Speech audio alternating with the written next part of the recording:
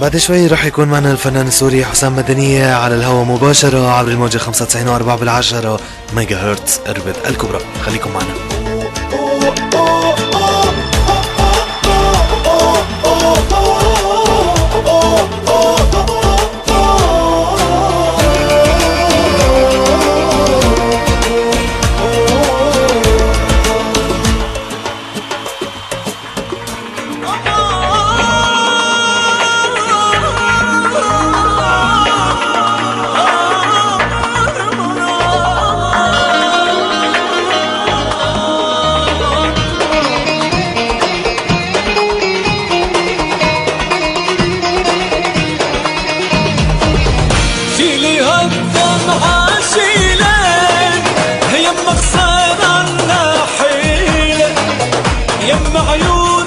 مسي بالخير على الفنان الرائع صاحب الصوت الجميل حسام مدنية. مساء الخير.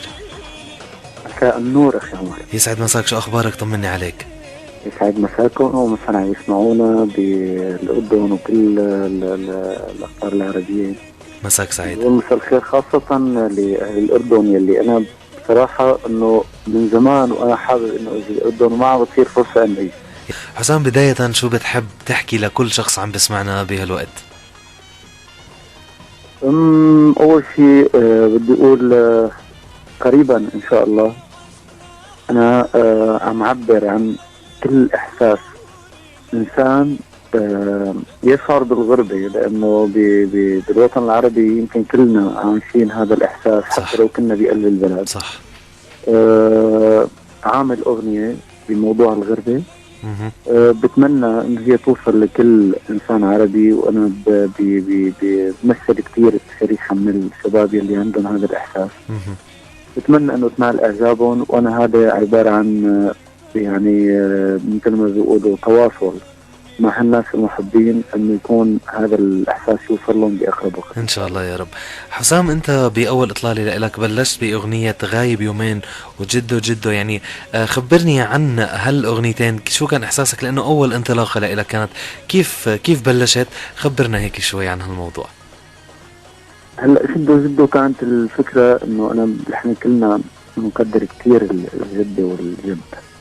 نحن عندنا هذا الارتباط الوثيق يعني بالاهل. حلو. وكلمة جده هي فيها هيك يعني شيء مفرح. يعني حسيت الأغنية ممكن انه تكون مميزة بالسيدي اللي عملوه وقت لأصدقائي بسوبر ستار، وتكون ملفتة للنظر هي الكلمة، وانا حبيتها وقت اللي سمعتها من وسام الامير. حبيتها وعملتها وانا مقتنع تمام. كنت مقتنع فيها 100%. نعم. وغايب يومين هي كانت الاطلالة يعني على الناس باول كليب. فهي الغنية لها مكانة خاصة فعلا عندي، وانا بحبها كثير وبحب اسمعها دائما. هي على فكرة الاغنية مميزة. نعم يعني الأغنية كتير مميزة. كانت مميزة فعلا. هي نعم. كلمات بسيطة ولحن بسيط، لكن كان فيها إحساس حلو. صح. وفيها مساحة صوت حلوة والناس حبتها على بساطة. حسام، شو رأيك تسمعنا مقطع صغير من غايب يومين؟ خلينا نسترجع أنا وياك. يلا. غايب يومين حبيبي ما نامت عين، حبيبي سهران الليل، قلبي المشتاق دايب أشواق، حبيبي ويلي ويلي يا ويلي، طولت غيابك حبيبي دوبني عذابك، حبيبي قلبي على نار وبعدك نار تكويني، غايب يومين حبيبي ما نامت عين، حبيبي سهران الليل، قلبي المشتاق دايب أشواق، حبيبي ويلي ويلي يا ويلي. يا سلام، يسلم هالصوت يا رب. تسلم يا أخي عمر. حبيبي حسام، خبرنا عن حفلات رأس السنة، وين كنت موجود وكيف كانت الأجواء برأس السنة؟ أنا والله كنت بتونس وما زلت. نعم. جيت قبل رأس السنة وعملت حفلة رأس السنة الوطنية التونسية وشاركت فيها. وكان عندي حفلتين في تونس والحمامات. وهلأ أنا دقيان لأول شهر 2 بتونس. أنت موجود حاليا؟ نعم. بما أنك موجود بتونس وعندك كتير من الحفلات بتونس، وعلى فكرة يعني من خلال صفحتنا على الفيسبوك التفاعل من أهل تونس كتير كبير كان لما عرفوا أنه اليوم أنت ضيفنا ببرنامج من وراء المايك. شو بتحب توجه كلمة لأهل تونس؟ شو بتحكي لهم؟ بدي أقول بتونس يعني تونس حلوة كتير، وأهلها ذواقين الكلمة الحلوة. أنا في أحد المهرجانات، في مهرجان العبدلية، كان عنوان للقاء في أحد المجلات المهمة إنه أعشق تذوق التونسي للكلمة الجميلة. جميل. هذا بيدل على ارتباطهم في الأصالة وتذوقهم للفن الأصيل. وأنا كثير أنا يعني كنت مبسوط في إقامتي في تونس، وإن شاء الله هي يعني فترة، وأكيد رح يكون في شيء كمان عمل بخصوص تونس إن شاء الله. إن شاء الله يا رب.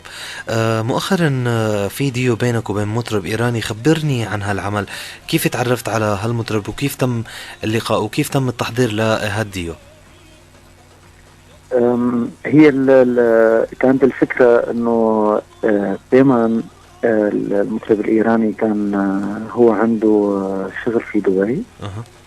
وانا كنت اتردد على دبي بهذيك الفترة، يعني عند 2007 2008. تعرفت عليه راح يعمل فكان بده يعمل حضور في عند العرب، يعني كمان في تنعرض المحطة على المحطات العربية.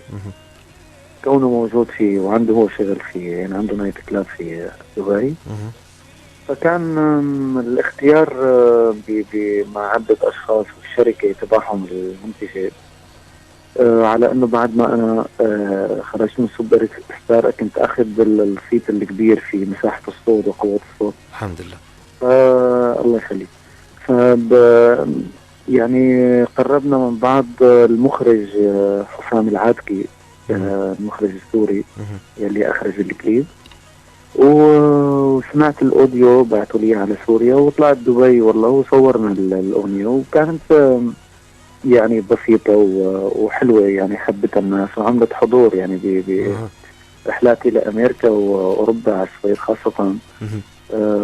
كان في كثير من الإيرانيين حافظين شكلي من وراء الكليب. يعني حسيت انه هالأغنية فادتك بموضوع انه زاد انتشارك بإيران كمان تمام من خلال هالعمل. نعم. حسام، شو في تحضيرات؟ احكي لي. كيفية التحضيرات يا سيدي للسنة الجديدة، يعني في تحضيرات لألبوم ولا حتنزل أغاني سينجل؟ نعم بإذن الله السنة الجديدة فيها كثير شيء حلو بإذن الله للجميع. أتمنى الخير للجميع طبعا، ولكل الفنانين أصدقائنا النجاح والتميز إن شاء الله. إن شاء الله يا رب. السي دي بينقصوا لسه عملين بصير جاهز. قريبا إن شاء الله بأول شهر 2 أنا بدبي راح صور الغربة. رح تصور أغنية الغربة كليب بدبي، مش هيك؟ قبل. نعم يا سيدي.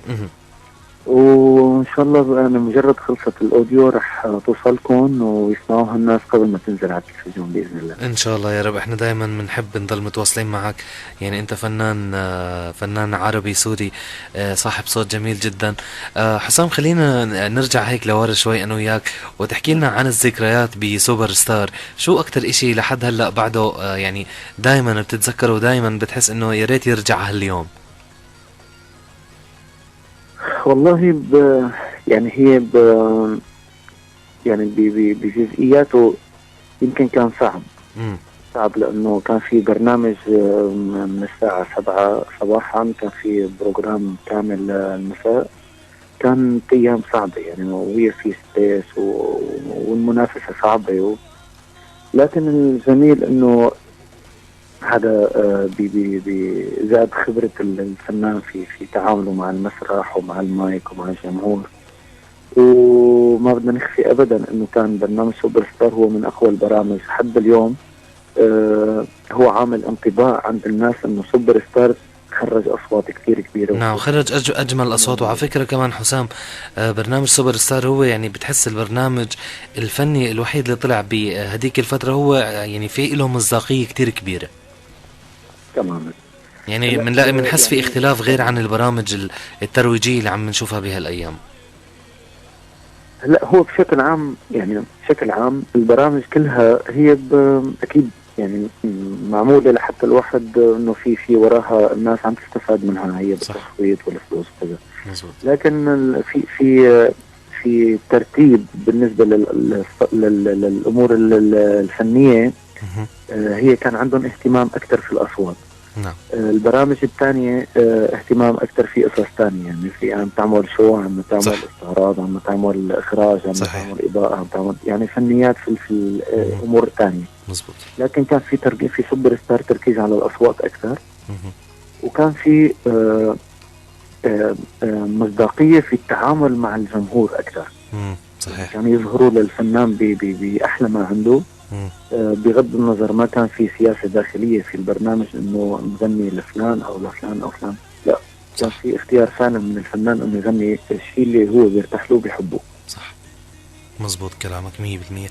حسام، في لك اغنية يعني كتير الناس حبتها، وهي اغنية عمو عمو، يا ريت تسمعنا مقطع صغير منها. يعني هالأغنية فعلا كتير من الناس حبوها وبستمتعوا بهالأغنية، يعني عمو عمو حتى اسمها شوي ملفت للنظر.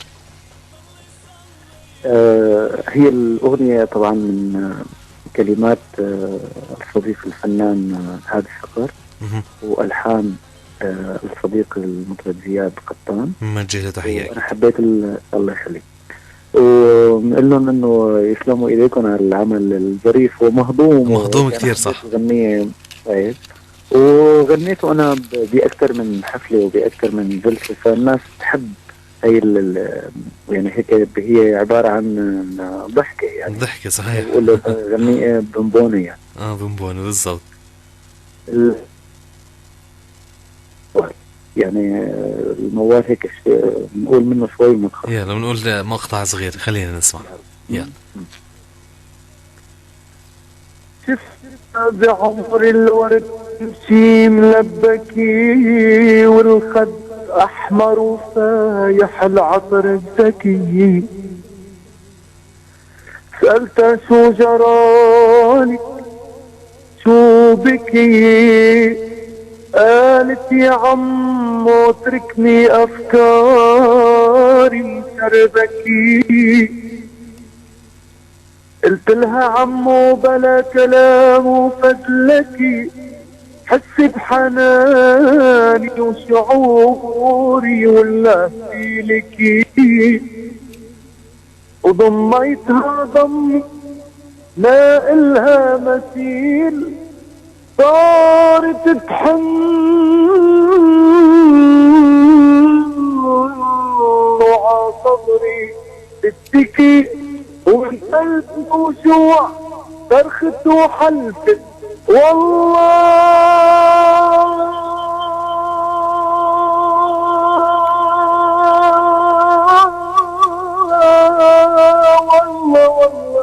مش عم انت شيخ الشباب وما بقى حكي. حاجة تقولي لي عمو قلبي نشفت دمه، والله لا صيح بحبك وخلي العالم يهتموا. عمو عمو عمو لك قلبي نشفت دمه. يعني هالكلمات المهضومة بتجنن على فكرة، وهيك بتحس هالأغنية هاي سلسة وقريبة على القلب كتير. ان شاء الله هيك يعني ياخذوا حقهم الاغاني هيك الظريفه يعني ان شاء الله يا رب. يعني دائما ان شاء الله هيك في اشياء حلوه يعني، حتى في السي دي في اكثر من قطعه مدروسين دراسه يعني. وصرنا فتره نحن ما نزلنا شيء، فكنت حريص على انه يكون فعلا في اغاني مميزه. يعني ان شاء الله هالالبوم الجديد اللي انت عم بتحضر له ينال الاقبال والاعجاب من كل المستمعين وكل الاشخاص اللي بيحبوا الفن وبيحبوا الاصوات الحلوه. انا اليوم كتير انبسطت فيك وانبسطت بوجودك معنا. ان شاء الله دائما كل ايامك كلها خير وسعاده، وان شاء الله بتحقق كل هدف انت عم تتمناه بالايام الجاي.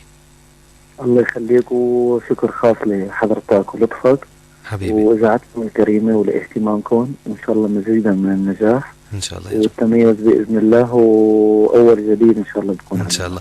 حسام، في نهايه لقائنا كلمه بتوجهها لسوريا واهل سوريا، ايش بتقول له، ايش تحكي لهم؟ أنا ما بدي يعني أنا بعرف هالموضوع هو شوي بوجع القلب، بس أنا حاب أنت تحكي كلمات من جواتك توجهها لكل أهل سوريا الموجودين بسوريا والموجودين خارج سوريا، وأكيد كمان الموجودين عندنا بالأردن. إيش تحكي لهم؟ أهلي وأحبابي، الله يفرج عليكم جميعا ويفرج علينا جميعا، وترجع أيام المحبة والتسامح. الدنيا ما بتنطر حدا، والأيام والزمن عم يركض، والجرح صار على الجميع. نحن رح نحاول ايدينا بايدين بعض حتى الله يكون معنا بالايام الجايه مشان اولادنا. ان شاء الله يا رب.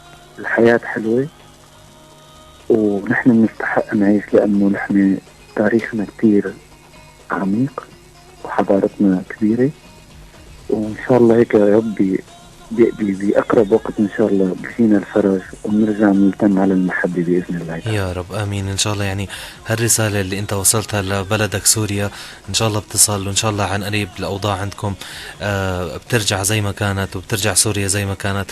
كل الحب والشكر والتقدير لك حسام. أنا بتشكرك على وجودك معنا اليوم، أنت ضيف مميز جدا حقيقة. كبير لشعب الأردن اللي وقفوا مع الشعب السوري بمحنتهم. كمان ان شاء الله الله لا يمتحنون والله يزيدهم بالصحه والعافيه ان شاء الله. ان شاء الله احنا دائما نعم. وقفة شموخ ان شاء الله هي ما تنسى بالتاريخ باذن الله. يعني احنا دائما بنحكي كلياتنا عرب وكلياتنا اخوه، وان شاء الله دائما يعني بنضل كلياتنا ايد وحده، احنا وكل الاشخاص بكل الدول العربيه نضل ايد وحده ونضل مع بعض ونضل جنب بعض. الفنان الرائع صاحب الصوت الجميل حسام مدني، أنا بتشكرك جدا، وإن شاء الله بنضل على تواصل، وعم نستنى ألبومك الجديد، وإن شاء الله يعني بنسمعه وبننبسط فيه إن شاء الله بإذن الله. ومرة ثانية شكرا لإذاعتكم الكريمة، وإن شاء الله لكل اللي بيسمعونا يسعد مساءكم. حبيبي يا حسام، شكرا لك ومساك سعيد، إن شاء الله نهاية أسبوع سعيدة عليك. باي باي، الله معك. شكرا. باي باي حبيبي، باي باي.